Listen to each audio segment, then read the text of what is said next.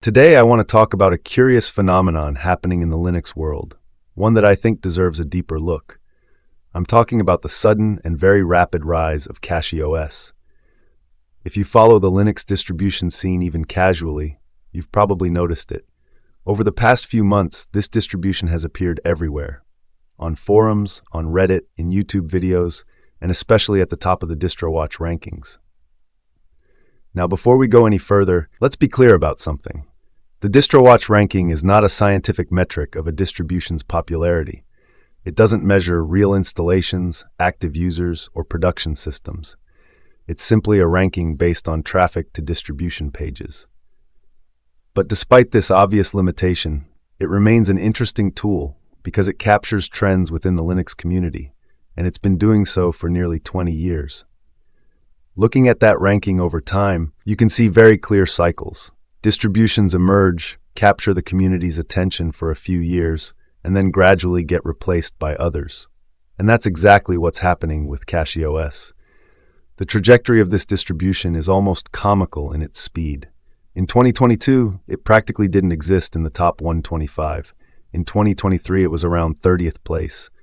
In 2024, it had already broken into the top 10. And in 2025, it reached number 1, a nearly vertical climb. The question is inevitable. What's behind this phenomenon? Why CachyOS specifically? Why not EndeavourOS or any of the other Arch Linux-based distributions out there? The truth is, this phenomenon isn't new. In fact, it repeats itself cyclically within a very specific segment of the Linux community, the one that orbits the Arch-based universe.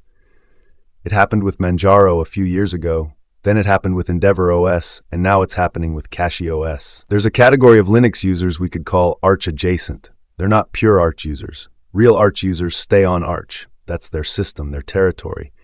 But there's a very large segment of users that want specific things. The rolling release model, access to the AUR, and the feeling of belonging to an ecosystem perceived as more advanced and more technical than traditional distributions. At the same time, they don't want to deal with all the complexity and responsibility that comes with installing and managing pure Arch Linux. This segment migrates cyclically toward whichever Arch-based distribution at that moment offers the best balance between accessibility and technical prestige. Manjaro did this for years. Then it lost credibility through various project management problems, some fairly embarrassing situations involving SSL certificates and update handling. EndeavourOS picked up that community and found real success, but deliberately chose not to be too opinionated. Its goal was always very clear: help you install Arch, not replace Arch. And this is where CachyOS enters with a slightly different proposal. It doesn't say we'll help you use Arch, it says we give you Arch already optimized to the maximum. And this is where we start to understand part of its success. One of the key points of CachyOS is that it recompiles a large number of packages with very aggressive CPU optimizations. We're talking about compilations with March equals native, extensive use of LTO, techniques like AutoFDO and Bolt for binary code optimization, and a series of patches designed to improve desktop performance. The underlying idea is simple. If you know the hardware architecture the software will run on, you can compile the system more aggressively and get better performance. On top of this comes a custom kernel with specific modifications for desktop use, the Bohr scheduler, various energy tuning configurations, and patches designed to reduce system latency. The promised result is a more responsive system, faster boot times, and snappier applications. Now, it's important to be honest here. In most cases, the real performance gains are not revolutionary. We're often talking about differences in the range of a few percentage points. But the narrative is powerful, and in a technical ecosystem like Linux, narrative matters. CachyOS also positions itself as a plug-and-play distribution. Many things come pre-configured. The system includes graphical tools to manage different kernels, apply CPU tuning, and control various performance settings.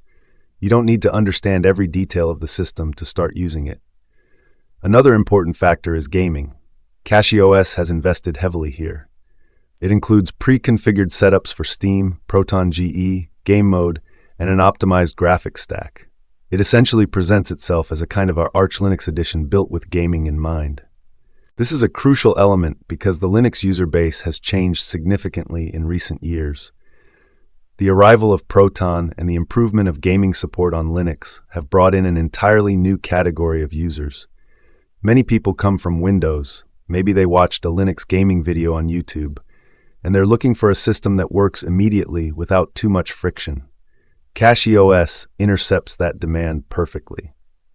But there's another element that I think is even more important: marketing. CachyOS has built a very strong image. The website is modern, clean, well-designed, the documentation is polished, the branding is consistent. Everything communicates the idea of a young, technical, dynamic project. And this is not trivial in the Linux world, where many distributions still have websites that look like they were built in 2005. This modern image speaks directly to a generation of users who grew up with YouTube, with Twitch, with gaming culture, and consumer technology. CachyOS becomes not just a distribution, but a kind of technological identity. Now comes the most interesting part of the story. Does CachyOS actually dominate? Probably not. It represents very well the tastes of a specific part of the Linux community at this particular moment in time. A part that's looking for performance, modernity, gaming, and a ready-to-use experience. I've installed and used CachyOS and genuinely enjoyed it. Unlike some derivatives that perhaps should first ask themselves why they exist, CachyOS exists for clear reasons. It answers specific needs and brings something genuinely fresh to an ecosystem that is constantly evolving.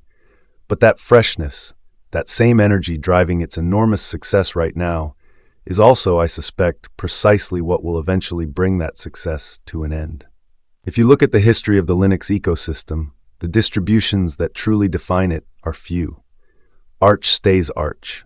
Debian stays Debian. These are projects with history, with enormous communities, with a clear philosophy and a structure that allows them to exist for decades. Distributions that emerge suddenly often follow a different trajectory.